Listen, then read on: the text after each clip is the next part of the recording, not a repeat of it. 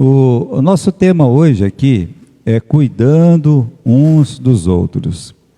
Você vai notar aqui que Paulo, ele está terminando o livro dele. Agora não tem nenhum assunto em especial, né? Dizer assim, aqui ele vai falar da justificação, aqui ele vai falar de Israel, da salvação de Israel. Não, nada disso. Ele quer apenas dizer assim, muito obrigado. Ele quer apenas agradecer. Quando ele fala saudai, ou seja, ele está lembrando no coração dele, daquela pessoa, e de uma forma que o Espírito Santo, naquele momento, trabalhou na sua vida, e o nome dessas pessoas. Olha como está colocando aqui, pode mudar aí, filho, né? O nome dessas pessoas, você tem aqui, eu só li 16 versículos, tá bom? 16 versículos. Nesses 16 versículos, nós vamos ter quase 30 pessoas, porque depois tem outros nomes também, tá certo? Mas são em 24 versículos, que é o final aí do livro, tá certo? Você vai ter 33 pessoas que o apóstolo Paulo, ele lembrou, né? Então, aí você vai vendo, se para agradecer ele lembra de 34 pessoas, eu coloco aqui, irmãos, como é que não era a oração do apóstolo Paulo. Como é que ele fazia na hora de orar? Todos os nomes que ele lembrava em suas orações. Quando ele dizia, olha, eu estou orando por vocês aí da Ásia, olha, eu estou orando por vocês da Acaia, da Macedônia. Não é que ele falava assim, o Senhor abençoa as igrejas da Macedônia, da Acaia. Não, eu não acredito nisso. Eu acredito que ele lembrava daqueles nomes, pessoa por pessoa, das quais ele conheceu, que se converteram, que trabalhou, o quanto tempo ele gastava em suas orações. E agora, no final da sua vida, ele está aqui, né, nos seus finalmente do seu ministério, e ele está dizendo assim, né, para que a igreja de Roma conheça. Talvez esses nomes aqui, meus irmãos, não eram conhecidos de muitas pessoas, mas eles estavam ali na igreja de Roma. Eles estavam ali como membros daquela igreja, e a história deles praticamente não se formou naquela igreja. Eles estavam lá, vieram de outros lugares, cada um deles tem a sua história. Então, quando fala, como é que eram essas saudações? Quero mandar um abraço lá para a Trifena e a Trifosa. Não é isso não, né? É uma lista de reconhecimento. Ele está dizendo, essas pessoas, elas trabalharam muito. Ele está reconhecendo que aquelas pessoas, elas trabalharam. Você, igual essa lista aqui, a gente só tem outra na Bíblia. Só tem uma outra lista dessa na Bíblia, que é lá no Velho Testamento. Quando no livro de 2 Crônicas, o Davi, ele coloca o nome dos seus 37 heróis. Ele escreve o nome dos 37 heróis, ou seja, os 37 companheiros que estiveram com ele, trabalhando, lutando, guerreando durante anos. Ele não esqueceu o nome de nenhum de seus heróis. É como se diz, muitas pessoas, elas são realmente ingratas. Elas vão esquecer o que você fez para elas, ou o que outras pessoas fizeram para elas. São pessoas ingratas. Não era o caso do apóstolo Paulo.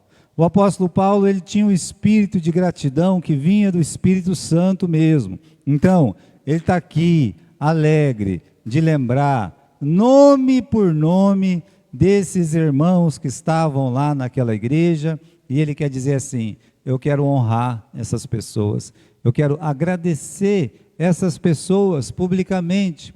Então, irmãos, o que tem por trás dessa lista? Porque são muitos nomes, até o versículo 16, como eu disse para vocês, é muito nome, mas qual que é a verdade que está atrás desses nomes? Essa frase aqui, essas pessoas, elas cuidavam uma das outras. Nós somos uma família na fé.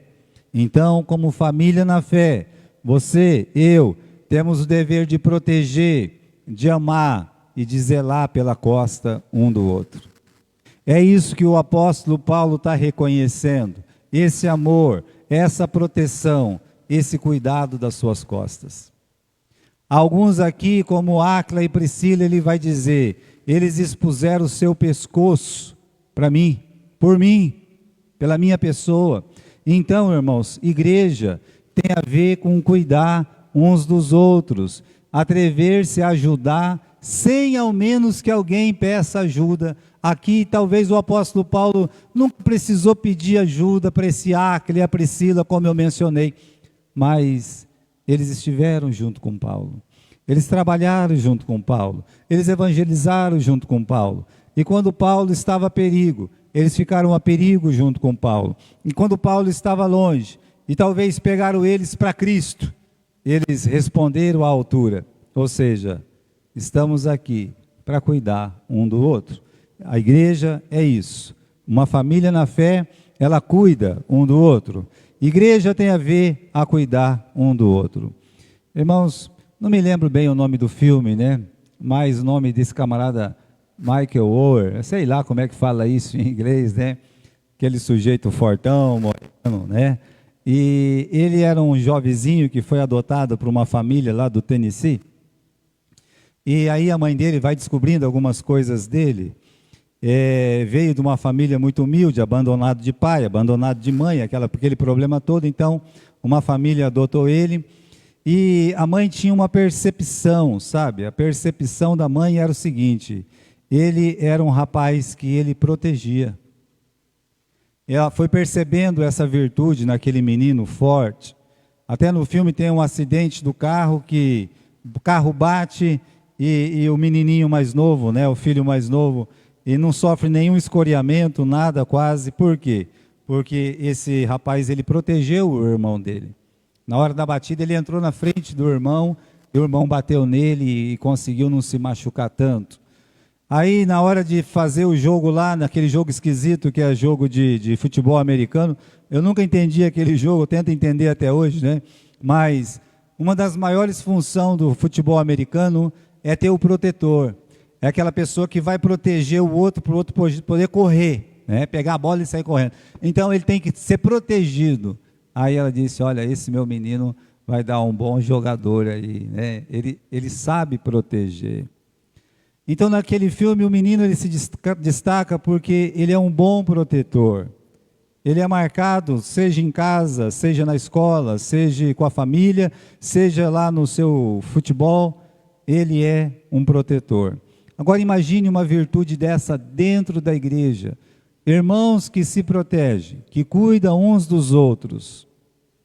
Imagine se você faz isso. Se é assim, do seu costume, ao invés de destruir o outro, você cuidar do outro, ajudar o seu irmão, proteger ele. Temos aqui, meus irmãos, uma síntese de cuidar uns dos outros em Eclesiastes capítulo 4. Vamos lá. Eclesiastes capítulo 4, do versículo 9 e o versículo 10. Então vamos lá, depois de Provérbios, né, você vai encontrar aí o livro de Eclesiastes. Diz assim, eles usam muito para casamento, e tem a ver, não é verdade? Capítulo 4, versículo 9, desculpa. Né? Aqui. Melhor é serem dois do que um, porque tem melhor paga do seu trabalho. É melhor ter duas pessoas numa igreja que uma só. Como é bom você estar em dois para poder trabalhar num trabalho, numa igreja. Então é melhor serem dois do que um. É muito triste você estar sozinho e se sentir sozinho, como o salmista disse, olhei de um lado, não tinha ninguém, olhei do outro, não tinha ninguém também, né? Então você está lá em dois, oh, que bom, né? E aí no versículo 9 ainda diz, porque tem um melhor pago do seu trabalho. Por que é importante? Não é só para pagar o trabalho, não. Olha o versículo 10, se um cair, o outro levanta o seu companheiro. Mas ai do que estiver só, porque se ele cair, não haverá outro que o levante. Então, se um cair, o outro está para levantar. Isso é cuidar um do outro. Agora, quando um cai e o outro vai lá, pisa em cima, aí não é cuidar um do outro. Aí não tem cuidado. Que cuidado tem aí? Me diga. Nenhum. Portanto, meus irmãos, olha o ensinamento aqui que tem, quando é dito para nós aqui, né? Melhor ser dois, mas não é porque tem o reserva, correto? Não é porque tem o reserva. Oba, tomara que ele caia para mim substituir ele. Bom, aí não é um reserva. Melhor serem dois, porque se um cair, o outro levanta. Olha só o que a palavra de Deus está dizendo. Geralmente numa igreja tem o contrário, como eu mencionei. Ah, tomara que o fulano caia, aí eu fico ali, né? Tomara que esse professor caia, aí eu fico ali. Cuidado com esse pensamento. Isso é um pensamento diabólico, satânico. Não, meu irmão, fique firme. Você vai se levantar. Se cair, não, você vai se levantar. Eu te carrego. Então, uma das coisas que o inimigo percebeu no exército americano, e eles descobriam isso, né? Então eles faziam o seguinte, que no exército americano, quando um estava machucado, dois tinham que pegar, colocar o camarada nas costas e carregar. Então eles inventavam assim, aquelas minas, aquelas coisas tal, para quê? Para uma pessoa não morrer apenas. Mas se ele for machucado, aí aquele exército perdia mais dois, entenderam? Então era, em vez de acertar um somente, acertava três, porque eles sabiam que o exército não ia deixar o seu companheiro machucado ali. Eles descobriram isso no exército americano. Então a gente tem que machucar, por quê? Porque se machucar, vai ter que ter mais dois para carregar, aí eles vão ficar sem 3 soldados. Ó o pensamento do inimigo. Mas que bom que tem um exército assim, que pensa em carregar aquele que está ferido, aquele que caiu. Por quê? Porque ele se torna um exército vencedor, como o exército americano tem sido um exército vencedor, porque não deixa para trás os seus soldados. Portanto, irmãos, é por isso que tem que ter dois, para que se um cair, né, o outro levante. Olha o final. Ai daquele que estiver sozinho, porque se cair, ele não vai ter quem o levante. Às vezes a pessoa não vai estar sozinha, ela vai estar com muita gente do lado, mas sem pessoas que cuidam, não tem o cuidado. Continuando aqui, né, vamos aqui à lista dos que Paulo saudou. Vamos falar, não de um por um, não é isso, mas de forma em grupo, né? Ele começa com a Febe, capítulo 16, versículo 1. Eu saúdo, né? Eu recomendo. Eu estou aqui querendo lembrar da Febe, por quê? É a nossa irmã. Ele põe no plural, tá? Nossa irmã, a qual serve na igreja que está em Cencreia, para que a recebais no Senhor, como convém aos santos, e a ajudeis em qualquer coisa que de vós necessitar, porque tenho hospedado a muitos, como também a mim mesmo. Ele está escrevendo para a igreja de Roma. E a igreja de Roma ia receber uma pessoa, essa pessoa é a Febe.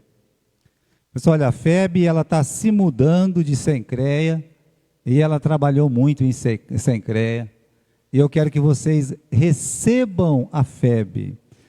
Olha, ela, como está aqui, né? Ela tem sido ajudadora de muitos, e de mim mesmo, ele fala. Então ele está falando da irmã, como se ele estivesse ali, sabe? Só, essa irmã, ela já ajudou muitas pessoas, inclusive a mim, ajudou a mim, né? O que Paulo pede? Olha, ajude em qualquer negócio que ela precisar. Veja, irmãos, ele já não podia mais fazer nada pela Febe. E vai chegar um momento que ele vai ser preso, depois dessa carta ele é preso, aí que ele não vai fazer mais nada por ninguém, a não ser escrever e orar. Mas ele está pedindo para a igreja, cuide da Febe. Cuide da Febe. Não faz muito tempo, recebi um telefonema, né? E era um pastor. E aí o pastor perguntou para mim, ei, fulano, né? A missionária aí, ela está trabalhando ainda para vocês, e não sei o que, coisa e tal. Bem, a nossa missionária estava muito doente, debilitada, a saúde descaída. Perguntando por que mandava uma oferta, né, pelo tamanho da igreja, ilusória. Mas, como se assim, se não estiver trabalhando, não precisa mais da oferta. Não é verdade? Eu citei um versículo para ele. Fulano trabalha muito no Senhor. Minha vontade era de desligar o telefone. Né? Mas eu pensei, se eu desligar, eu fico que nem ele. Eu não vou fazer isso. Não vou. Me dá força para mim não desligar. Isso é uma coisa que um pastor jamais deveria perguntar para o outro. Se você tem alguém ali que você está ajudando, então se você quiser parar de ajudar, você pare quando a pessoa estiver bem. Porque quando a pessoa não estiver bem, aí que é a hora de você ajudar mesmo. Você estender a sua mão. Você colocar e dizer, olha, agora que é a hora do cristianismo, quando a pessoa está doente. Então, meus irmãos, Paulo está dizendo aqui, por que ela vai para Roma? Eu não sei por que ela está indo para Roma, mas eu sei de uma coisa, que Paulo está dizendo, cuida da Febe, vai lá, cuida da Febe. Aí vem o casal, a Priscila e o Áquila, ele chama esse casal de meus protetores, e ele está dizendo, Priscila aparece na frente, saudai a Priscila e a Áquila. Por que as pessoas falam, colocou ela aqui porque ela é mais importante do que o marido? Não, os dois eram importantes para o Paulo. Mas se ele colocou ela na frente, existe um motivo espiritual por isso. Não é de admirar, e também não é novidade, que em algumas casas, em alguns lares cristãos, a esposa é ela que praticamente carrega a família na fé. Ela que bandeira, ela que luta, ela que trabalha e tal, para que a família esteja perseverando na fé. E aqui você tem uma moça, uma senhora que nem a Priscila. Isso, meus irmãos, as coroas que Deus tem preparado para essa mulher devem ser muitas, pela história dela no Novo Testamento. Paulo lembra que os dois arriscaram os seus próprios pescoços pela vida dele. Olha, isso é um exemplo de cuidar um do outro. Vamos ler o versículo aqui, no versículo 4. Os quais, pela minha vida, expuseram as suas cabeças. Não só eu agradeço, mas todas as igrejas dos gentios. A coragem que eles tiveram de arriscar a cabeça por causa de Paulo. Pela importância que eles davam para o ministério de Paulo. Por isso ele acrescenta, não somente eu agradeço, mas todas as igrejas dos gentios. Porque talvez se Paulo morresse naquele momento em que eles arriscaram a cabeça, muitas igrejas não seriam começadas. E ele está dizendo, olha, eu agradeço. E as outras igrejas, as igrejas dos gentios, agradece também. E aí, meus irmãos, ele fala do Epêneto e a Maria. Interessante o Epêneto. Dá uma olhadinha aí no versículo 5. Saudai a igreja que está na sua casa, falando de Áquila e a Priscila. Saudai a Epêneto, o meu amado, que é as primícias da Ásia em Cristo. Primícias da Ásia. Uma das primeiras pessoas convertidas. Muitos anos já haviam se passado, desde que Paulo ele estava na Ásia pregando o Evangelho. E pregando o Evangelho, lá um sujeito levantou a mão e disse, eu quero entregar a minha vida para Jesus.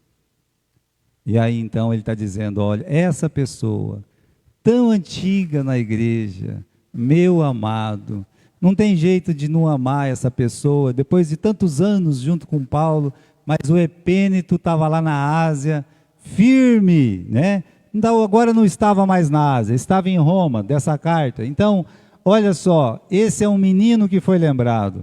Já a Maria, é muito lindo, né, no versículo 6, Maria,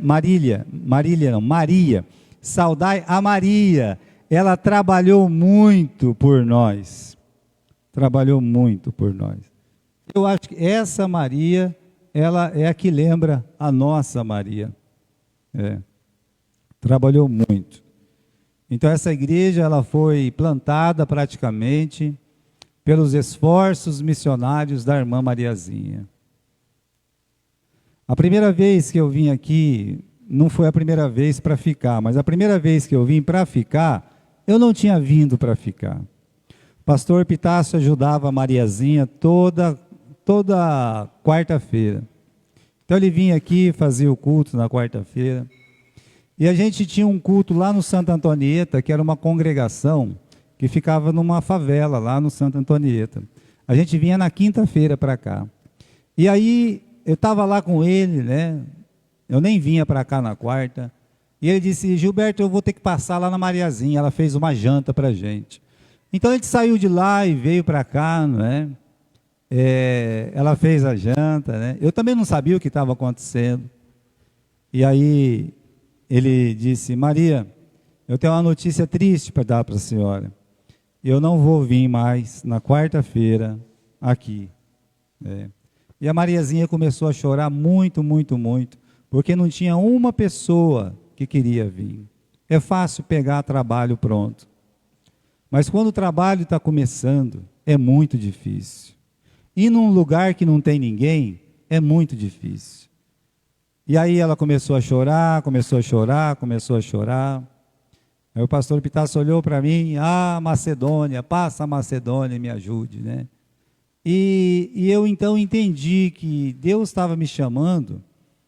E eu disse: Maria, eu não sei como eu vou fazer, porque nem condições para vir aqui eu tenho, né? Mas eu vou tentar vir aqui na quarta-feira. Foi quando eu mudei o culto de Galha da quarta para a quinta-feira. E aí eu vinha na quarta e depois comecei a vir na quarta e no sábado.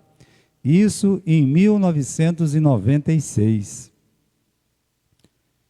A Lara tinha um ano, né, Lara? Um ano. 96, 97, 98, 99. Eu fazia esse trecho aqui, né? Então, irmãos, vinha para ajudar, para poder ajudar a Mariazinha.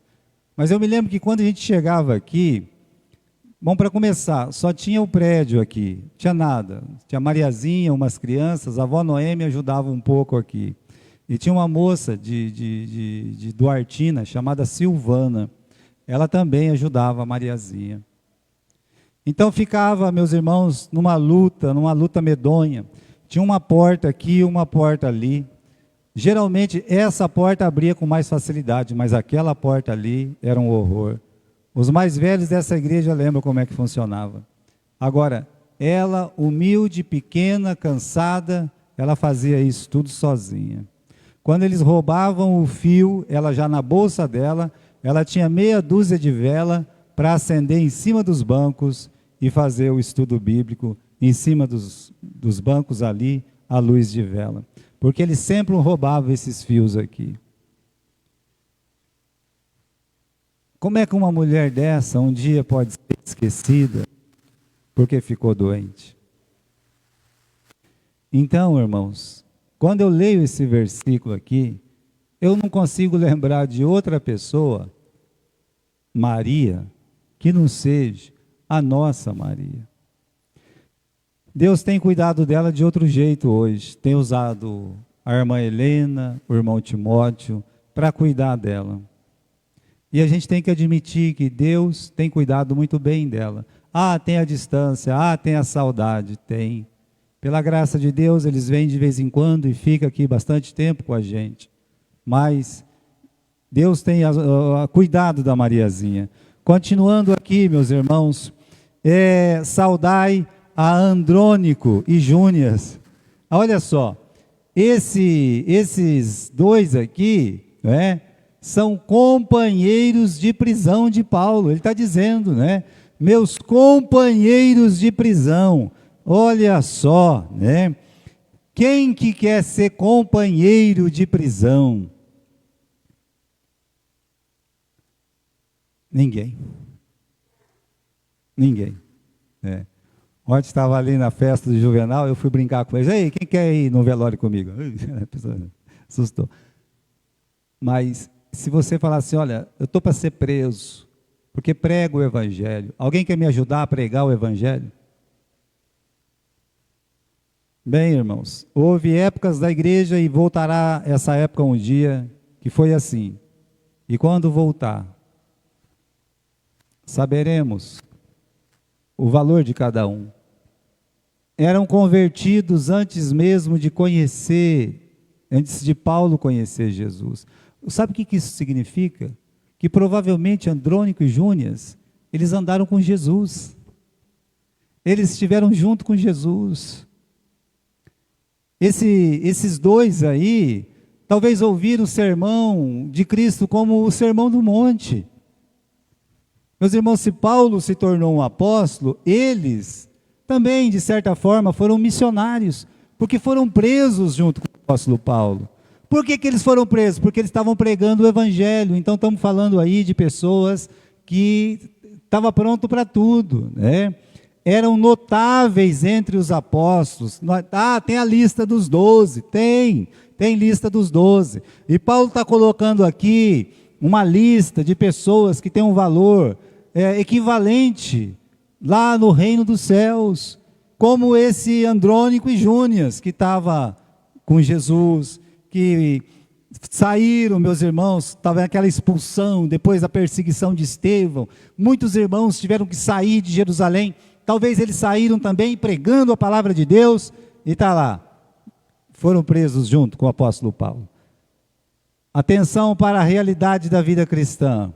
A vida cristã não é um chamado para o lazer, para as festas, para a prosperidade, para a facilidade, para o prazer. Pessoas que lutavam, arriscavam o pescoço, eram presos, né?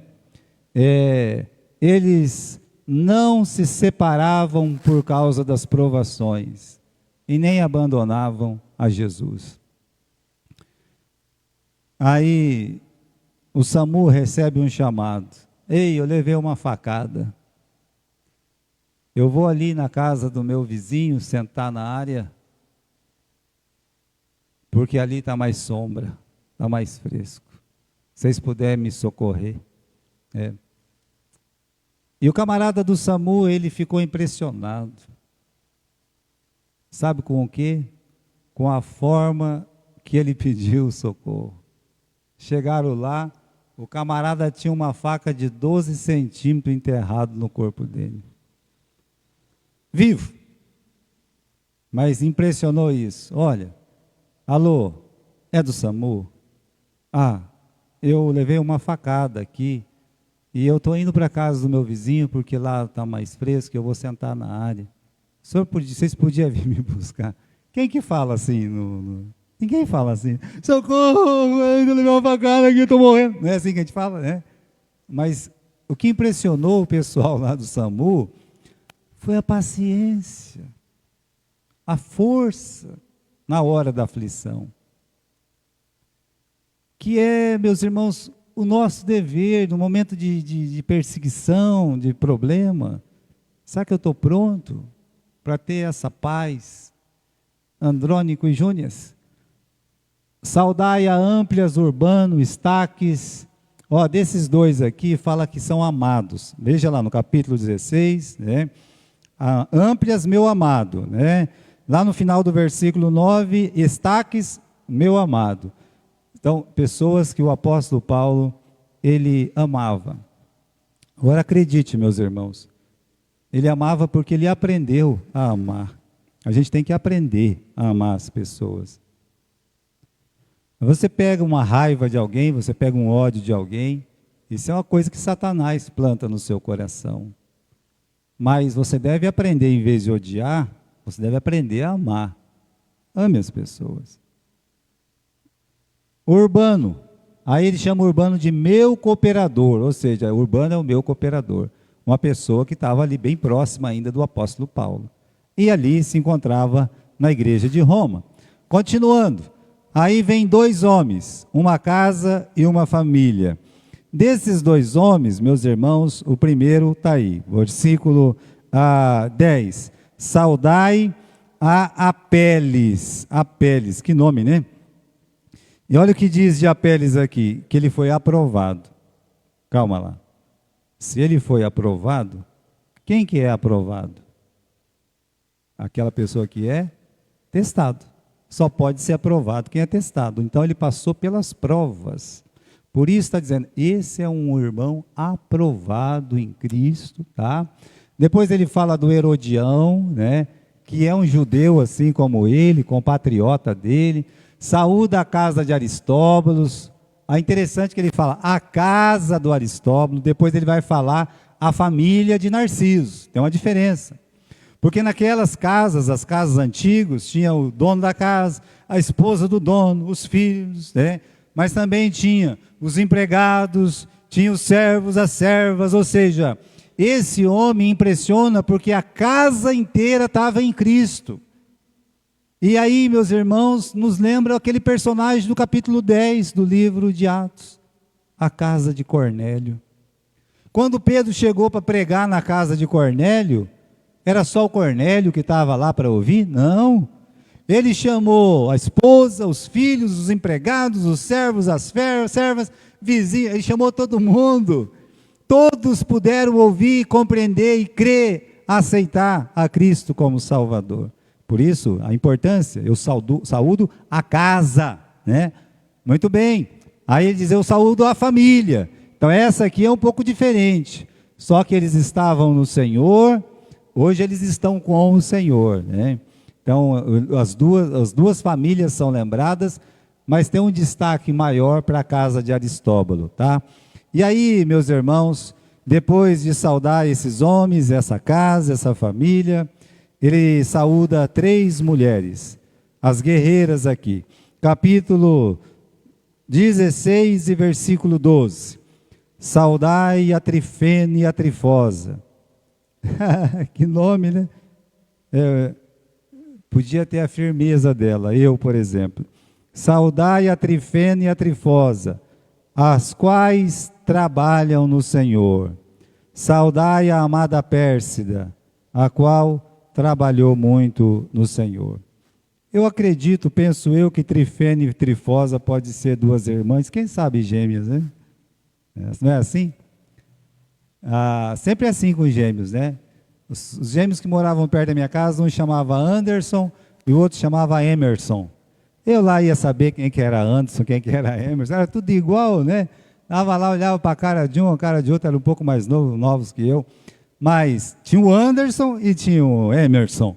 Agora aqui é Trifena e a Trifosa. Diferente da Pérsida. Como é que é, né? A Pérsida, tá certo? Qual que é a diferença da Trifena, da Trifosa e da Pérsida? Das 3 é dito que há trabalho, né? Só que as 2 primeiras ainda estão no trabalho, e a terceira trabalhou. Isso implica que essa dupla de irmãs prováveis, elas eram mais jovens. E a Pérsida, ela trabalhou muito no Senhor. A vida dela, assim como a da Maria, foi dedicada em trabalhar muito para o Senhor. Então você pode imaginar que a Trifena e a Trifosa olhava para a Pérsida e via na Pérsida um exemplo. Sabe esse trabalho que você faz? Quando você está com as crianças aqui, ou você está fazendo uma visita para as crianças, geralmente você vai ver professora visitando os filhos não, as crianças da igreja, cuidando aqui. De repente essa criança cresce. Essa criança cresce, ela crê em Cristo, ela é salva. Aí, automaticamente, sem que ela mesma perceba, ela está fazendo a mesma coisa. Ela está lá. Você não vai para a igreja hoje, menina? Ontem ela era a menina. Hoje ela é aquela pessoa que está fazendo o convite. Olha que interessante. Então, você tem aqueles que trabalham, você tem aqueles que já deram a vida, trabalharam. Lá na primeira igreja de Cornélio também tinha uma senhorinha de idade, sabia de tudo da igreja, né? Uma vez eu fui visitar ela e falei assim, olha menino, eu estou sentindo falta de uma cadeira. Tinha tanta cadeira lá naquela igreja. Aí eu ficava pensando, como é que essa mulher está sentindo falta da cadeira, né? Era a igreja lá, a primeira igreja lá era grande, né? E eu contei. Eu falei, puxa vida, ela deve contar essas cadeiras todo dia, né? Eu espero que alguém devolveu a cadeira que pegaram lá. Mas ela disse, era menino, eu estou falando. Essa mulher, meus irmãos, já estava de idade. Ela andava assim, sabe? Desse jeito. Devia ter quase 100 anos, morava lá no fundo da igreja. Só que tem uma coisa, né? A irmã Claricinda, ela trabalhou muito para o Senhor. Ela abria a boca para contar as histórias dela, era uma mais bonita que a outra. É como a Pérsida. E nós aqui ainda somos Trifena e Trifosa. Nós estamos tentando trabalhar para o Senhor. Só que as três são mulheres guerreiras, né? Aí ele saúda o filho, saúda a mãe. Vamos lá, versículo 13. Saudai a Rufo, eleito no Senhor, e sua mãe, e a minha. Bom, se Rufo tem a mãe, que a mãe dele é a mãe de Paulo, será que a mãe do Paulo, então, era a mãe do Rufo? Pode até ser. Como pode ser apenas ele dizer assim, essa mulher era como se fosse a minha mãe, a mãe dele, minha também, porque é minha mãe. Bom, de qualquer forma, irmãos, você tem a mãe e o filho aqui servindo ao Senhor. Olha só, é uma bênção ver mães e filhos servindo ao Senhor.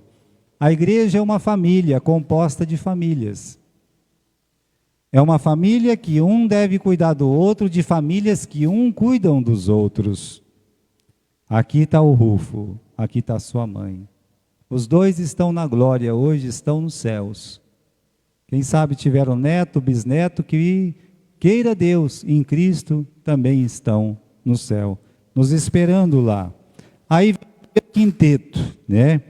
Quinteto grande aqui, olha lá. Saudai a Síncrito, Flegonte, Hermas, Patrona, Hermes e os irmãos que estão com eles.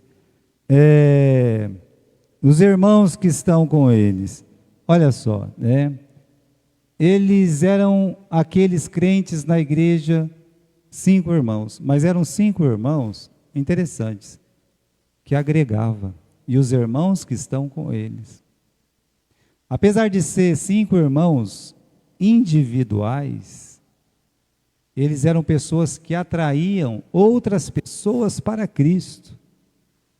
Eles não estavam nunca sozinhos. Os 5 estavam juntos. Não, mas eles agregavam. A preocupação deles é trazer pessoas para o Senhor. Talvez a questão de discipulado. E o último quinteto, né? O segundo quinteto, os 2 quintetos têm o mesmo objetivo, agregar. Dá uma olhada aqui no versículo 5, 15. Saudai a Filólogo, Júlia, Nereu, sua irmã, a Olímpia, e a todos os santos que com eles estão. Pronto, né? Você tem aí toda a lista, meus irmãos, saudada pelo apóstolo Paulo. O que esconde atrás de todos esses nomes? O cuidado. Um cuida do outro. Um é a sombra do outro. Uma igreja amadurecida, ela aprende isso. Um irmão a cuidar do outro irmão, a proteger, a arriscar o pescoço. É assim, é o que a palavra de Deus está dizendo isso para nós. A mãe do fulano é minha mãe. Eu estou aqui na igreja, mas meu desejo é discipular, é agregar outras pessoas. E assim, fica essa frase, cuidando uns dos outros. Aí, meus irmãos, por fim, ele saúda com ósculo santo, versículo 16, saudai-vos uns aos outros com o beijo santo, né, o ósculo santo. As igrejas dos santos vos saúdam. Está tudo bem, você vai lá no Oriente, eles vão te abraçar, né? Se você for da tropa deles, eles vão te beijar. Nos Estados Unidos tem essa questão familiar também, né? Os filhos e os netos, e os avós, os pais, todos eles têm que se beijar, é uma cultura deles, a nossa cultura não é assim. Então a gente respeita a cultura, cada cultura, né?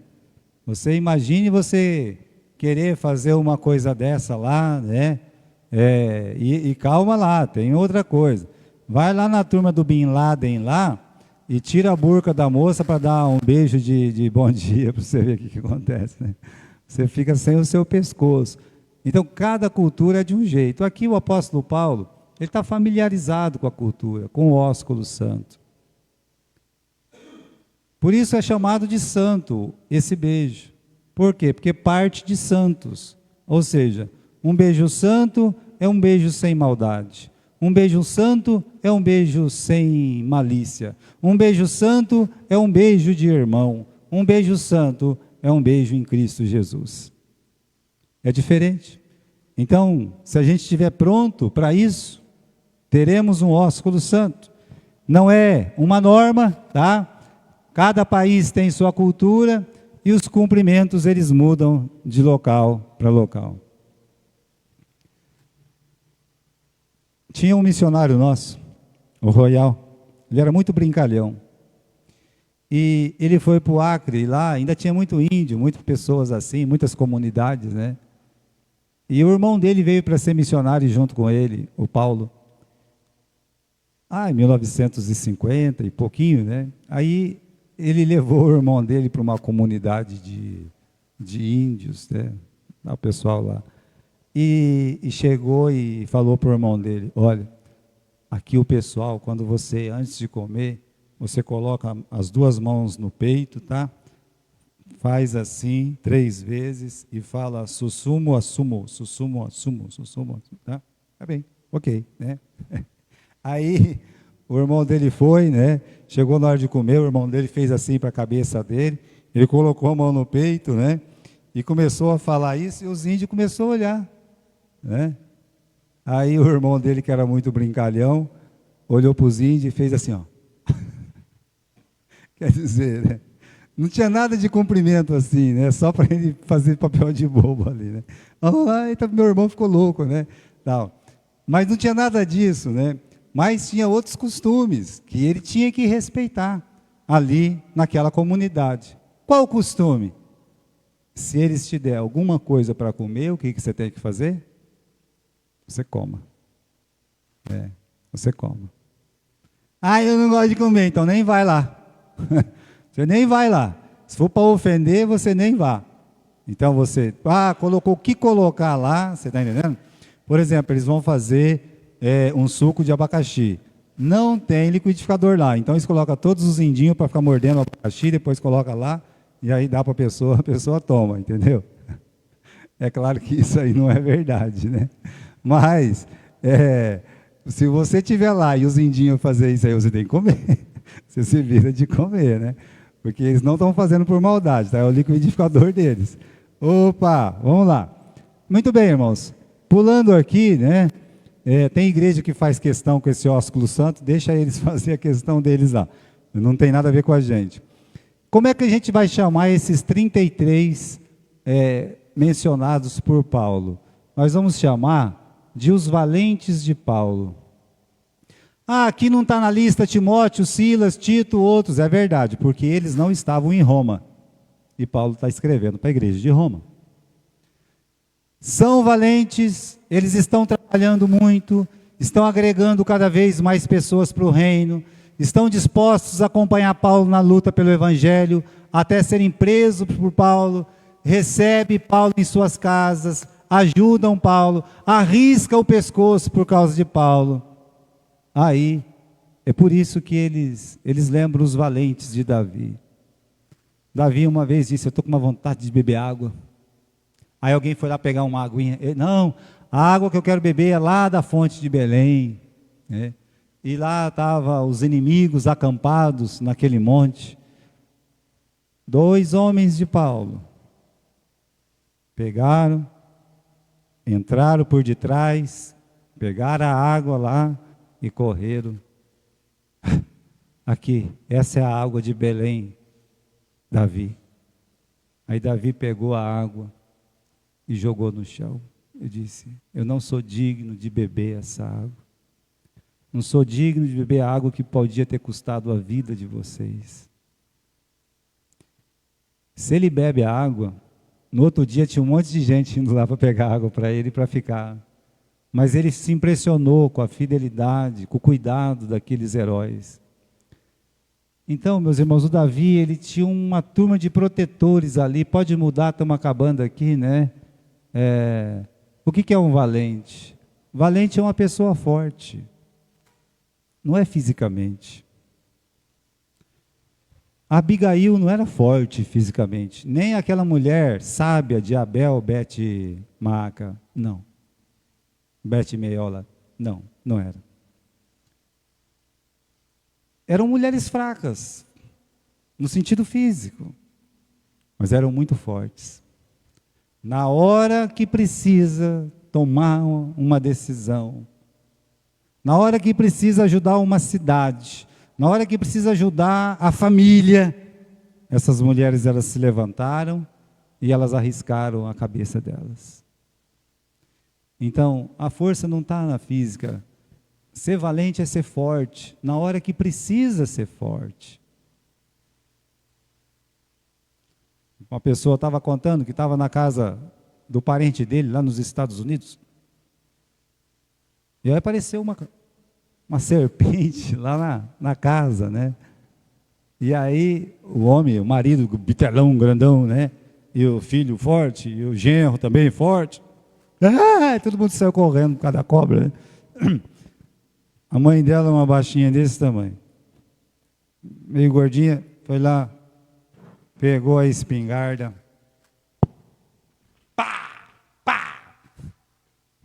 Foi lá, guardou a espingarda, lavou a mão, foi terminar de fazer o almoço. Isso é ser forte. Na hora que precisa, a pessoa está lá. É uma pessoa corajosa, como a gente já acabou de falar, né? A coragem nos leva a enfrentar de frente os maiores desafios da vida. É uma pessoa que tem um espírito de luta. Espírito de luta é você não desistir nunca, né? É por isso que é os heróis de Davi. Lembra o camarada que a espada pegou na mão de tanto que sangrou? E ele ficou lá enfrentando aqueles filisteus, 600 filisteus e tal. Ele não desistiu nunca e venceu. Quem que vai enfrentar um doido desse, né? Pois é. Então, ele é forte, ele é corajoso, ele tem espírito de luta, ele não desiste nunca. E para terminar, meus irmãos, como se formam os valentes? Nos jardins arborizados, deleitosos, regados com rio, cujo fim tem ouro? Não. O Adão não foi forte. Nos afagos e preferências da casa paterna, aquele menino que está lá, ai tadinho, no conforto dos palácios, nas casas abastadas, nos barcos que deslizam suavemente pelos mares. Olha, o bom marinheiro, ele se cria nas tempestades. Aí você faz um bom marinheiro. Camarada lá, água entrando, ele pulando e tendo que fazer alguma coisa para não morrer afogado. Aí ele vira um marinheiro que presta. Mas aquele camaradinha no bote lá, só na brisa, isso não é marinheiro. Então, um bom marinheiro se faz no meio das tempestades. Como é que nascem os valentes? São resultados de resistência em muitas provações, tentações, tribulações, né? Como disse Paulo, possais resistir no dia mau, e havendo feito tudo. Olha, é você resistir no dia mau e fazer tudo. Fazendo tudo, está firme. Está firme. Então, isso aí é um valente, né? É o que consegue resistir no dia mau. Ele tem uma vida de superação. Nasce na espera das promessas como Abraão, nos 40 anos do deserto como Moisés, nos vales de Elá como Davi, na cova dos leões como Daniel, na fornalha ardente como os amigos de Daniel e nas cavernas de Adulão como os valentes de Davi. É aí que se formam os valentes. Meus irmãos, os valentes não se formam aqui no microfone, não. Não. Nas ruas, sabe? Ali, no meio das pessoas. É assim que se formam os valentes. Vamos, acabou? Acabou? Tem um aí? Ué, aonde você está vendo mais um aí? O herói, desculpa, nunca luta para si mesmo, né? Jesus não lutou para si. Paulo e qualquer outro apóstolo não lutou para si, né? Os valentes de Davi não lutavam pelo rei, lutavam pelo rei e pelo reino. Então, os heróis de Davi, Urias não lutou pelo Urias, ele lutou pelo rei e pelo reino. Ele morreu pelo rei e pelo reino, né? Da mesma forma, os valentes de Paulo lutavam ao seu lado, lutavam pelo seu pastor, pelo evangelho, empunhando a bandeira de Cristo. É assim, meus irmãos. É um cuidando do outro. Os heróis lutam pelos outros. É assim que vemos todos os heróis da Bíblia, aqui na lista de 16, e é assim que vai surgir novos heróis. Primeira página, isso aqui é para os meus alunos lá da arte de falar, aqui, primeira página. Aí. Qual que é o assunto? Cuidando uns dos outros. Tá? Muito bem.